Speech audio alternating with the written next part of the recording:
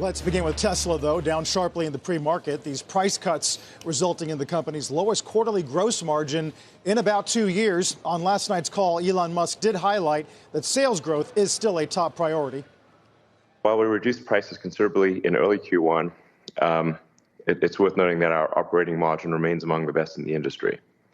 We've taken a view that pushing for higher volumes and a larger fleet is the right choice here versus a lower volume and higher margin. It's better to ship a large number of cars at a lower margin and subsequently harvest that margin in the future as we perfect autonomy. This is an extremely important point. Those operating margins, though, Jim, ex credits are approaching sort of what legacy OEMs make. Yeah, and I'm glad you pointed it out and put it like that, because there is a sense by a lot of the analysts that it's now a commodity. That is not what we were thinking. When you give a commodity, maybe 8 times earnings, maybe 7, there is especially if you back out the credit, you know what, there's an overwhelming sense that he's pivoted. And I have to tell you that Jonas is probably the most vocal in this. And he's just basically said, okay, look, we would even sell these cars for nothing in order to get the aftermarket. And it was a devastating call for the industry. Because you could say, well, wait a second, there are too many EVs. You could say that he's decided to be Henry Ford. David, there's a Henry Ford aspect to what he said. Basically, Model T. We're going to make them. We'll go for the aftermarket. It's almost like, well, what GE does with aircraft engines.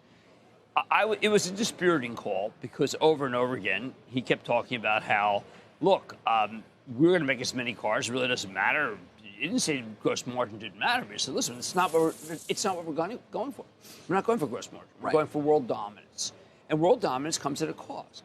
And those comments are being echoed by a number of not just analysts, but I've talked to a couple of investors as well. I mean, I would note, as you already did, Adam Jonas, the analyst at Morgan Stanley, who we often quote. He's very colorful oftentimes. He says, in our view, there were snippets of the transcript from the first quarter call that will be remembered for years to come. Yeah. Particularly, again, Jim, to the point you just made, Elon Musk's statements that the company could potentially sell a car at a loss today in order to capture far larger lifetime value of the vehicle's recurring revenue. You know, he said it right at the end. I mean, someone asked him, look, we know that the legacy car companies make a lot of money off once they sell the car. And once you have a body of cars, you can really make a lot of money. And Carl, I mean, it was more of a throwaway comment at the end. I think it was more of a sense that, look, I could have interpreted it saying, listen, we don't have to make money now. We can make it later. We can do whatever we want. But I do come back to the idea that there is a commoditization of EV, and now he's part of that. And by the way, I'm not buying a Cybertruck at all. Not only am I not buying it, since I already have a truck. Why? He sounded so excited with it. He said it's going to be life-changing. You know, okay, here's what it's going to be. I forget what the words were. It's going to be a Lamborghini. It's going to cost too much. It's not a mainstream product. There's going to be a gigantic battery. I'm calling it a toy for Elon fanboys.